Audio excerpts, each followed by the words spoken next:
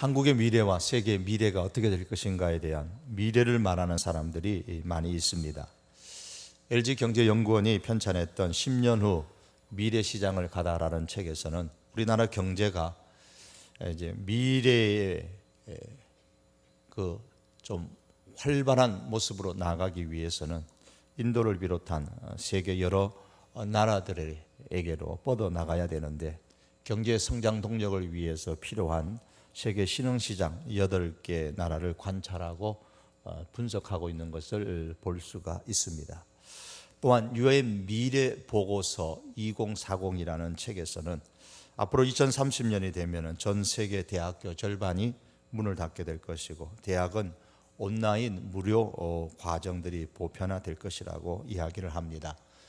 지금은 우리가 손쉽게 스마트폰이라는 것을 쓰고, 또 이제 스마트폰에서 웨어러블 컴퓨터로 지금 넘어가고 있는 과정 속에 있습니다.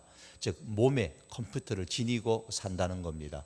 시계라든가 안경이라든가 또 조끼라든가 이런 것에 컴퓨터를 이제 몸에 지니고 사는, 이게 이제 웨어러블 컴퓨터라고 하는데, 이런 시대가 이제 좀 넘어가서 마침내는 몸에 아예 이식되어지는 그런 바이오폰 시대가 앞으로 2030년대가 되면 올 것이라고 봅니다.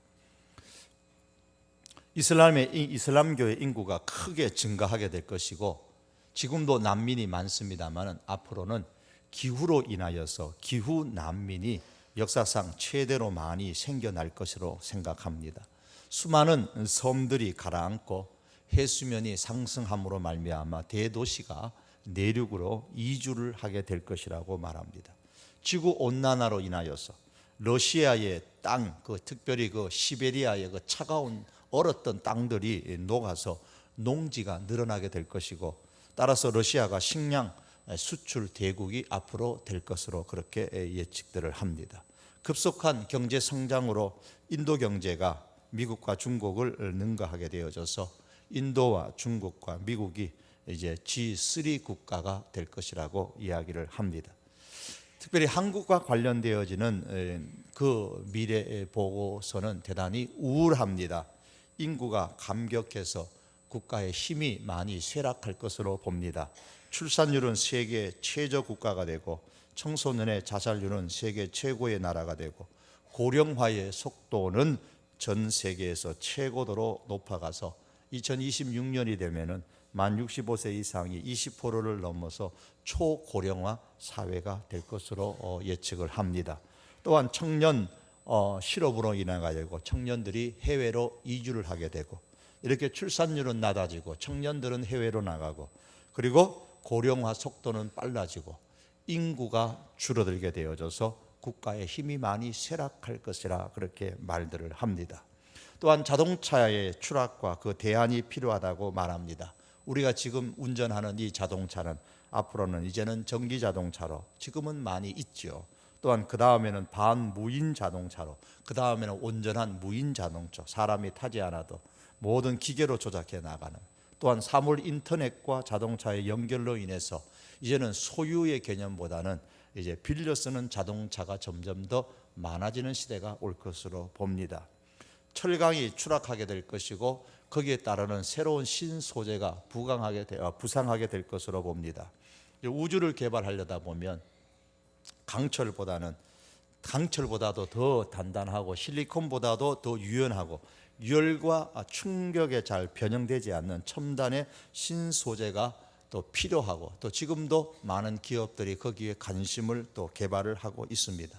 이런 신소재가 개발되면 될수록 철강 산업을 이제 일시에 추락하게 될 것이고, 철강 산업의 상징인 우리나라의 포스코가 이렇게 소멸되지 아니하려면 철강 이후에 새로운 시대를 염두에 두고 신소재 개발에 박차를 가해야 할 것으로 그렇게 봅니다.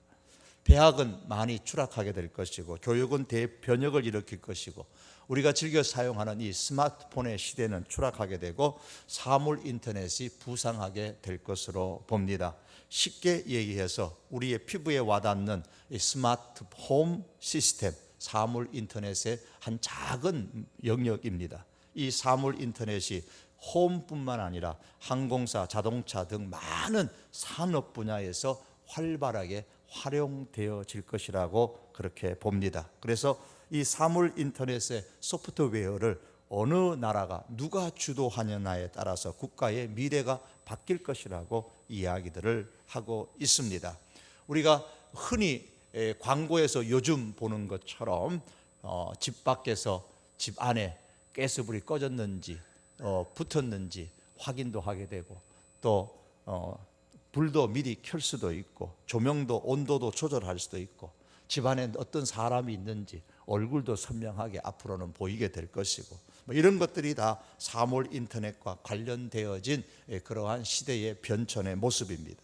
자, 이렇게 변화하는 시대에 적합한 사람은 과연 어떤 사람일까? 그래서 오래전에 미래 인재는 어떤 사람이어야 될까? 그래서 미래 인재의 조건이라는 그런 책들도 나오기도 했습니다. 그러면 교회는 어떻게 될 건가? 한국 교회는 어떻게 될 것인가에 대한 책도 나왔죠. 2020 혹은 2040 한국교회 미래지도라는 그런 책에 보면은 저자는 먼저 한국교회의 쇠퇴에 대해서 먼저 언급을 합니다. 앞으로 40년이 지나게 되면 최악의 경우에 한국교회의 교인은 지금 한국 교인의 숫자에서 절반 이상으로 줄어들게 될 것이다. 그래서 300만에서 400만 정도로, 심하면 300만 시대가 될 것으로 추측을 하고, 또한 주일학교 학생 수는 30만에서 40만으로 추락하게 될 것으로 봅니다. 2050년이 되면은 교인 중에 60% 70%가 은퇴자로 가득 차게 될 것이고, 그나마 그것도 대도시가 그렇고 농어촌으로 가면 8, 90%가 될 것이다. 그렇게 예측들을 합니다.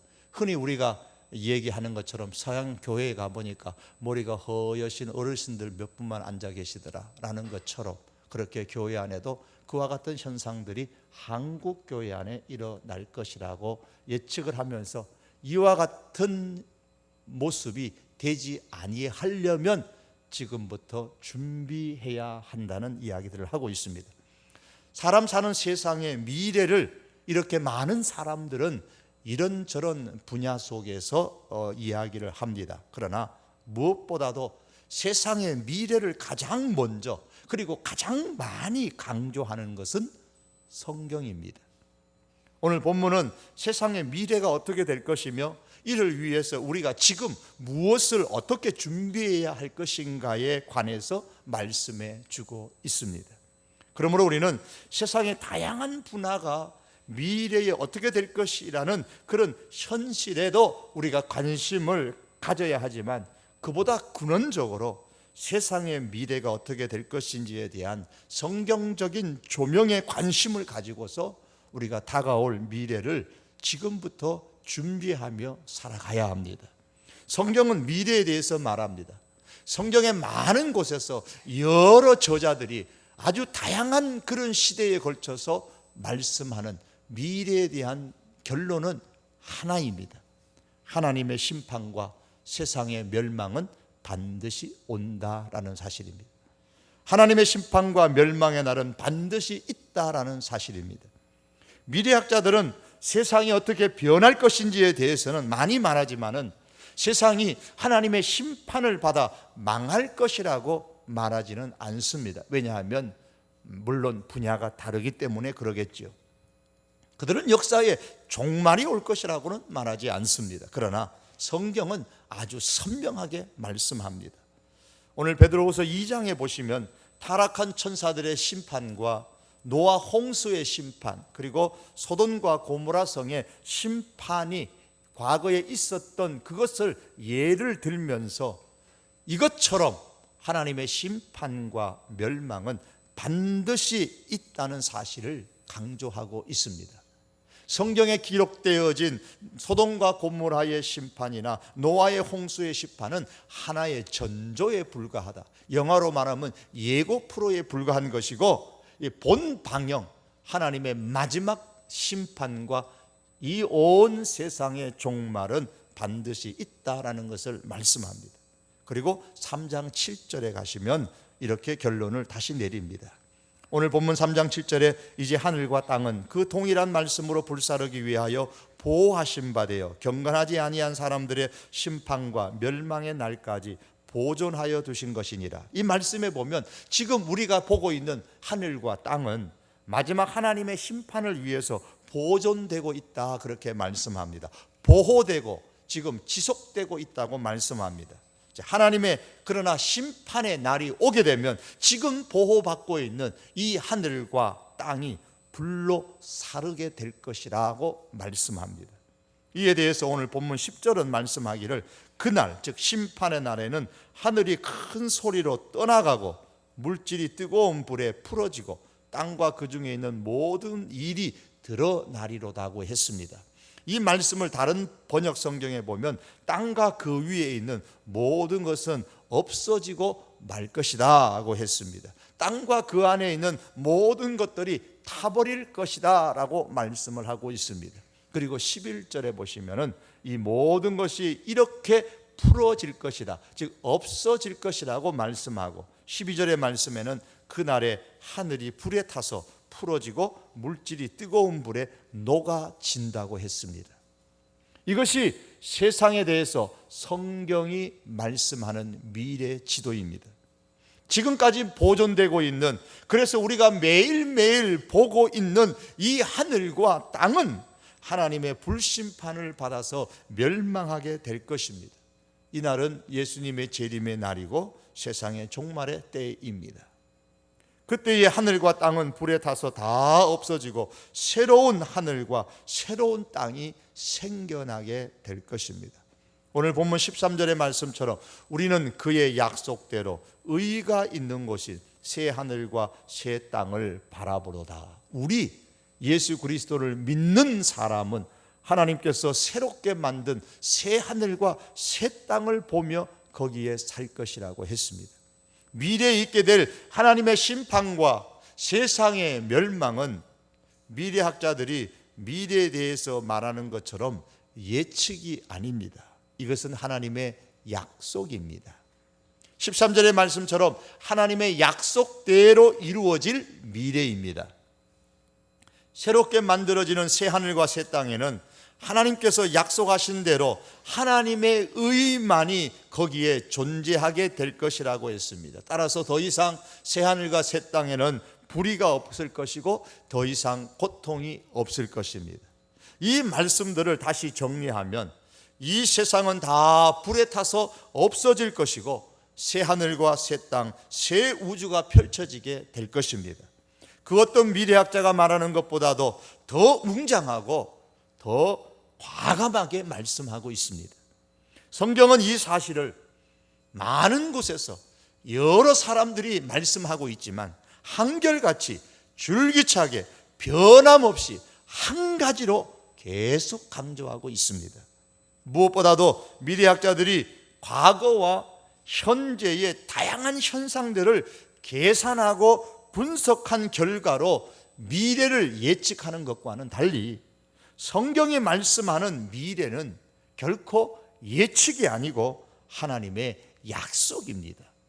예측이라는 것은 빗나갈 수가 있지만 하나님의 약속은 결코 빗나가지 않습니다. 반드시 미래에 그렇게 될 것입니다. 그럼 하나님의 이 불심판과 세상의 멸망의 대상자는 누구일까요? 7절에 보시면 경건하지 아니한 사람들이라 그랬습니다. 이 경건하지 않는 사람들, 진리를 떠난 사람들, 그리스도를 떠난 사람들, 그리스도 밖에 있는 사람들을 의미합니다. 3장 3절의 말씀에 적용하면 정욕에 따라서 행하는 사람들, 또한 3장 3절과 4절에 의하면 세상의 종말과 예수님의 재림을 부정하고 믿지 아니하고 이 진리를 조롱하는 사람들을 그 대상으로 한다고 말씀합니다. 현실에 보면은 많은 사람들이 교회와 복음과 기독교인에 대한 인식이 그렇게 좋지 않은 시대에 우리가 살고 있습니다. 거기에는 우리 교회의 일말의 책임도 있습니다만, 그러나 이런 현상은 우리 시대뿐만 아니라 베드로 사도 시대에도 있었습니다. 정도의 차이는 조금씩 있지만은 세상은 결코 복음과 교회와 교인에 대해서 호의적인 시대가 없었습니다. 세상 사람들은 세상의 종말과 예수님의 재림에 대하여서 말할 때에 하나님의 심판에 대해서 말할 때에 비난하고 비웃고 조롱합니다. 아무리 조롱하고 아무리 그렇게 비난을 해도 그러나 하나님의 심판과 하나님의 그 역사의 종말의 그 날들은 반드시 올 것입니다. 열차가 달릴 때에 그 옆에서 개가 아무리 짖어도 열차는 아랑곳하지 아니하고 달려갑니다. 아무리 세상이 복음과 교회와 교인들을 조롱하고 비난해도 예수님의 재림과 세상의 종말은 없다고 아무리 그렇게 소리를 높여도 하나님의 역사의 열차는 마침내 종착점을 향하여 달려갑니다. 그리고 그 열차에 타고 있는 우리는 새하늘과 새 땅에 도착하게 될 것입니다.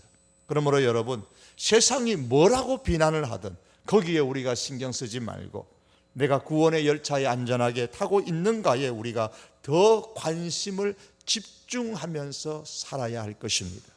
그러면 언제 오느냐? 하나님의 심판과 세상의 종말이 언제 오느냐라는 겁니다. 8절의 말씀해 보시면 주의 날은 천년이 하루 같고 하루가 천년 같다 그랬습니다. 이 말씀은 사람은 하나님의 시간을 헤아릴 수 없다는 말입니다. 사람은 하나님의 그 일하시는 날을 예측할 수 없다는 겁니다. 오직 하나님 자신만이 그 시간을 계획하시고 조절하실 뿐입니다. 언제 세상이 종말을 오게 할 것인지를 하나님께서는 자신만의 생각 속에서 조절하고 계십니다. 하나님에게는 역사의 시간을 조절하시는 하나님의 계획표가 있습니다.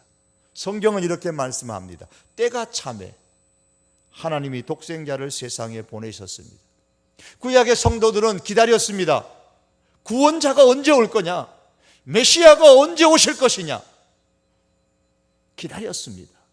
그러나 성경은 때가 차매 하나님의 그 시간 계획에 따라서 하나님께서 독생자를 세상에 보내셨습니다.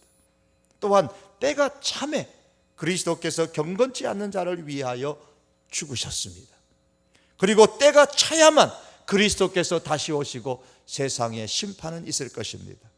이방인의 때가 차기까지 이 천국의 복음이 모든 민족에게 증거되기 위하여 온 세상에 전파되리니 그제야 끝이 오리라. 언제 끝이 오느냐? 때가 차야지만 끝이 온다고 했습니다. 하나님께서 지금 그 때를 조절하고 계신다는 말씀입니다. 이 모든 것이 다 시간을 조절하시는 하나님의 계획표에 의해서 움직입니다. 하나님의 계획표에 의하면 예수님은 결코 더디게 오시지 않습니다. 시간표에 꼭 맞춰서 오십니다. 다만 더디다고 생각하는 것은 사람이 자기 계획표에 맞추어서 보기 때문에 그렇습니다. 오늘 본문 9절에 보시면은 주의 약속은 어떤 이들이 더디다고 생각하는 것 같이 더딘 것이 아니라고 했습니다. 사랑하는 성도 여러분, 하나님의 약속이 더디다고 생각하십니까? 열심히 기도하고 있는데 하나님의 응답이 더디다고 생각하십니까? 더딘 것이 아닙니다. 더디다고 생각하는 것은 내가 계획표를 짜놓고 시간과 날짜까지 짜놓고 조바심을 갖기 때문에 그러합니다. 병원에 환자를 데리고 가면 보호자는 어떻게 하든지 빨리 치료해달라고 마음이 급합니다. 하지만 의사는 보호자만큼 그렇게 급하지 않습니다. 가능한 천천히 치료를 진행시킵니다. 사실은 천천히 진행시키는 것이 아니고 환자를 안정시키고 의사의 치료 스케줄에 따라서 알맞게 진행하는 것이죠. 분명한 것 한 가지 사실이 있습니다. 우리가 주님의 그 시간표를 알지 못하지만 분명한 것 한 가지는 하나님께서 심판과 멸망의 시간표를 짜실 때에는 가능한 많은 사람들이 구원을 얻을 수 있는 방향으로 시간표를 세우신다는 겁니다. 9절의 말씀에 보시면 주의 약속은 어떤 이들이 더디다고 생각하는 것 같이 더딘 것이 아니라 오직 주께서는 너희를 대하여 오래 참으사 아무도 멸망하지 아니하고 다 회개하기에 이르기를 원하시느니라. 그렇기 때문에 가능한 오래 참으십니다. 멸망하지 않고 한 사람이라도 더 회개하기를 기다리시고 계십니다. 하나님은 사람이 회개하를 기다리세요. 저는 이 마음을 조금이라도 이해를 해요. 제가 얼마나 말씀드린 것처럼 한 분이라도 우리 기도 불금 축제에 그 특별 금요 기도에 한 분이라도 더 나왔으면 좋겠다라는 그런 심정이어서 전에 하지 않던 선물까지 준비한다고 하겠습니까? 선물이 대단한 게 아니죠. 그게 마음입니다. 하나님께서 한 사람이라도 더 멸망하지 아니하고 구원받으시기를 하나님은 기다리시는 거예요. 노아 시대에 죄악이 가득하고 하나님께서 노아를 통해서 물로 심판하실 것이라고 선포를 하신 이후에 120년을 기다리셨습니다. 1년, 2년 뒤에 심판하신 거 아닙니다. 120년 후에 세상을 심판하셨습니다. 오래 참으셨습니다. 하나님은 심판하기 전에 끊임없이 늘 경고하십니다. 그리고 그 경고를 듣고 회개하기를 기다리시고 오래 참으십니다. 하나님의 오래 참으심이 없으셨다면 베드로가 어떻게 베드로의 사도가 될 수 있었겠습니까? 그는 벌써 예수님을 저주하고 예수님을 부인했을 때에 버림을 받아야 마땅했을 것입니다. 그러나 하나님께서 오래 참으셨기 때문에 그가 회개하고 다시 하나님의 존귀한 사람으로 쓰임받을 수 있었죠. 베드로만 그렇습니까? 저나 여러분들이 마찬가지입니다. 저 역시도 그렇고 여러분도 그럴 것입니다.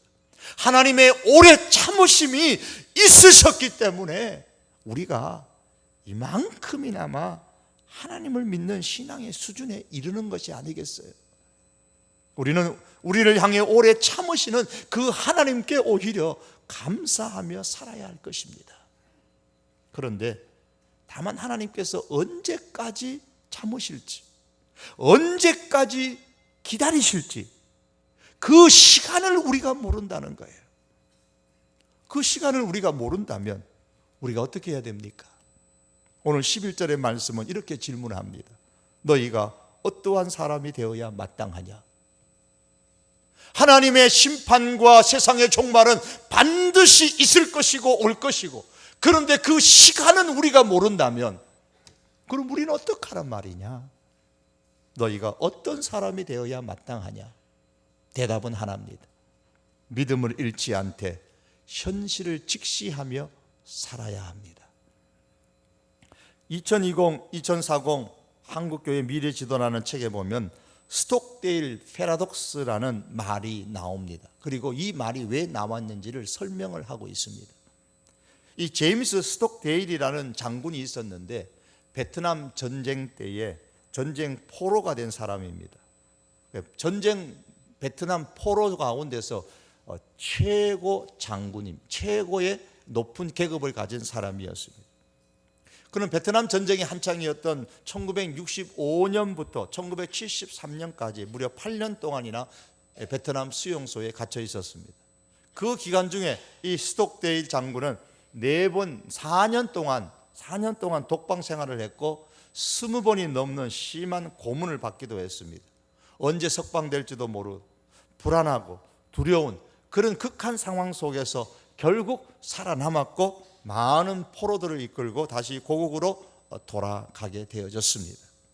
훗날에 이 스톡데일 장군은 극한 고문과 고통의 포로 수용소에서 살아남을 수 있었던 이유에 대하여서 이렇게 회고를 했습니다.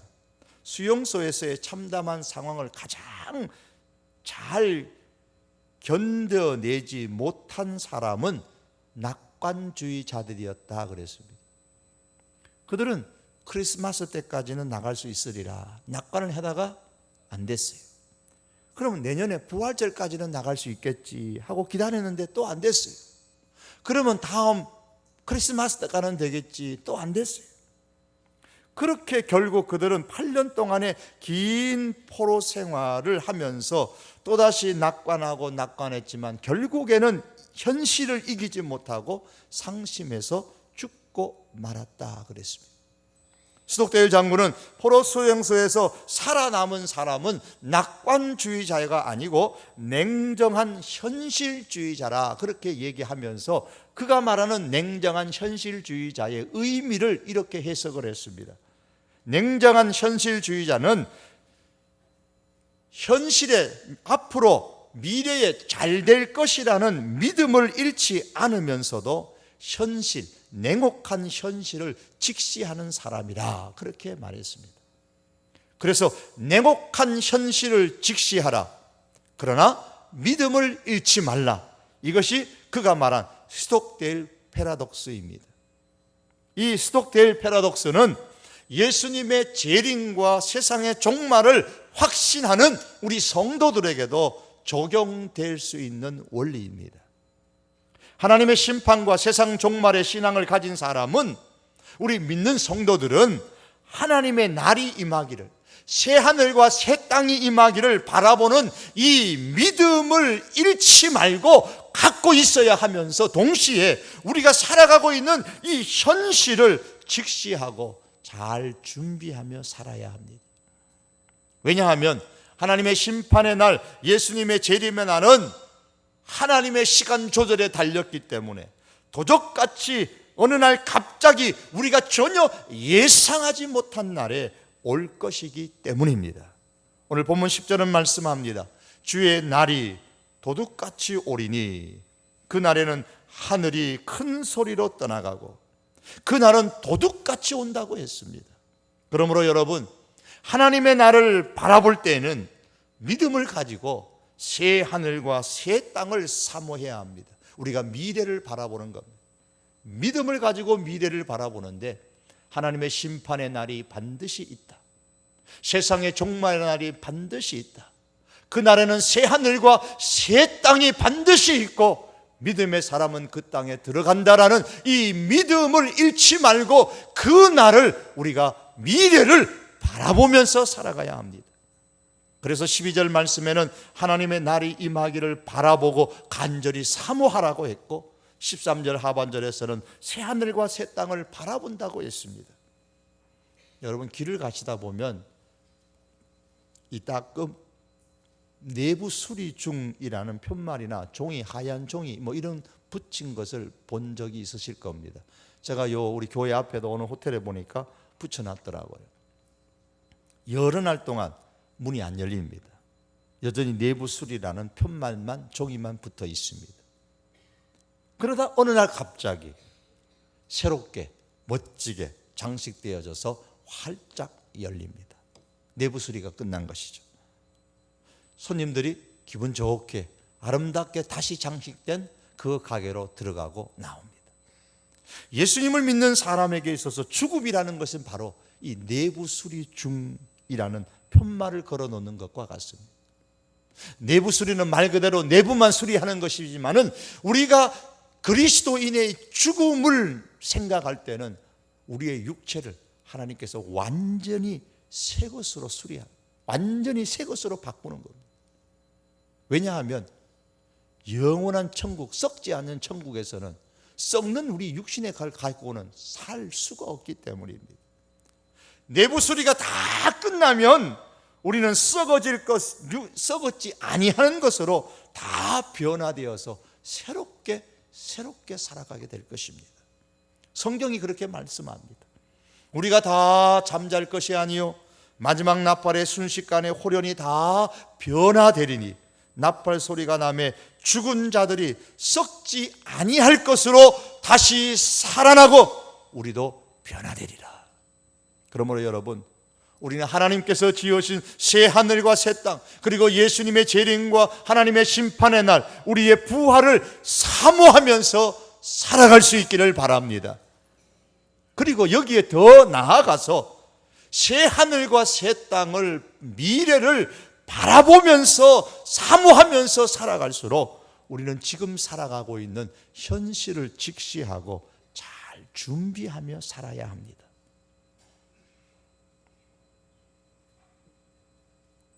언제 죽을지 모르는 것이 사람의 문제입니다. 사랑하는 성도 여러분, 우리 개인의 종말도, 세상의 종말도, 예수님의 재림도, 하나님의 심판도 도적같이 오기 때문에 아무도 우리는 예상할 수 없습니다. 오늘이 나의 마지막 날이 될 수도 있고 내일이 나의 마지막 날이 될 수도 있습니다. 그러므로 우리는 항상 하나님의 눈을 가지고 현실을 직시하고 준비하며 살아가야 됩니다. 어떻게 준비합니까? 오늘 11절을 말씀합니다. 너희가 어떠한 사람이 되어야 마땅하냐? 거룩한 행실과 경건함으로 준비할 것을 말씀합니다. 거룩한 행실과 경건함으로, 예수 그리스도를 믿는 사람으로서 정결한 신부의 모습을 가지고 신랑을 맞이할 그런 자세를 가지고 삶을 가지고 준비하며 살라고 말씀하고 있습니다. 말씀을 맺기를 원합니다. 사랑하는 성도 여러분, 하나님의 심판과 종말 그리고 예수님의 재림은 반드시 옵니다. 이것은 미래학자들의 예측이 아니라 반드시 지키시는 신실하신 하나님의 약속입니다. 그러므로 한순간도 미래에 펼쳐질 하나님의 심판과 멸망과 예수님의 재림으로 이루어지는 새 하늘과 새 땅을 바라보는 이 믿음을 잃지 않고 우리들이 살 수 있기를 바랍니다. 그리고 이 동시에 우리가 살아가는 이 현실을 바로 직시할 수 있는 하나님의 눈을 가지고 곧 결혼할 신부가 신랑을 맞이할 준비를 하면서 정결한 모습으로 살아가는 것처럼 우리 또한 그렇게 현실 속에서 살아갈 수 있는 하나님의 사람, 주님의 사람이 될 수 있기를 주의 이름으로 축복합니다. 기도하시겠습니다. 존귀하신 주님, 하나님의 심판과 세상의 종말은 미래에 대한 예측이 아니라 하나님의 약속이라고 하셨사오니 반드시 실현되어질 이 하나님의 약속을 우리가 붙잡고 영원한 하나님의 새 땅과 새 하늘을 바라보고 믿음을 잃지 않게 하여 주시옵소서. 하나님, 동시에 하나님의 눈을 가지고 현실을 바라보면서 우리가 어떻게 살아가야 할 것인가를 깨닫게 하시고 정결한 신부가 신랑을 위하여 단장하는 것처럼 깨끗이 준비하며 살아가는 삶이 되게 하여 주옵소서. 예수님의 이름으로 기도하옵나이다. 아멘.